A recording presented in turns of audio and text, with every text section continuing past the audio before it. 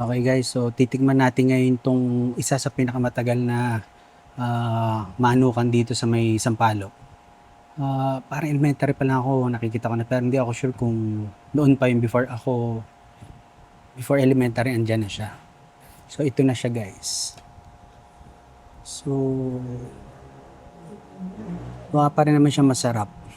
So tikman natin kung ano yung lasa niya ngayon compared dun sa noon.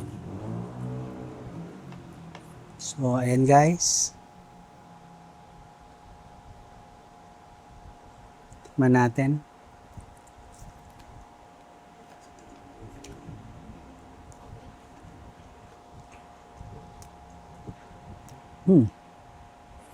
Masarap pa rin siya. Although, hindi ko matanda kung yung alat niya ganito pa rin. Pero yung lasa niya, tatanda ko, ito pa rin yung lasa niya.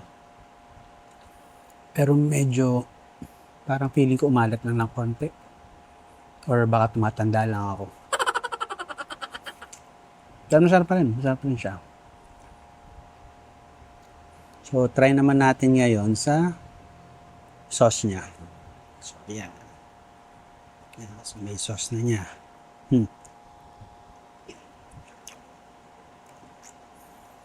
Yung sauce niya, masarap naman. Pero parang ano mo yun, parang Mang Tomas na nilagyan ng water para maging hindi ganun ka-concentrated yung lasa. Pero okay, masarap. Bagay yung manok sa sauce nyo. Napakatagal na nito. Bali ito pa lang. Makikita nyo to sa may Carola Street Corner, Dapitan. Try nyo rin.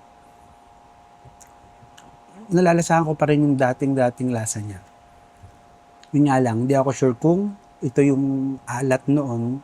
Kasi syempre bata pa tayo. Hindi natin masyado yung alat. So, ayun guys. Kain tayo.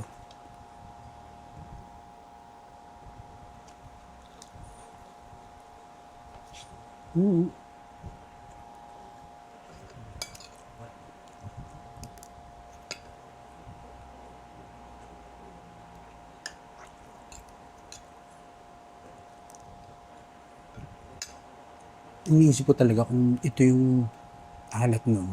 Parang tanda ko kasi para medyo may tamis eh. Konti noon. So hanggang dito na lang tayo guys. Bibigyan ko to ng at least 4 stars out of 5. Bye!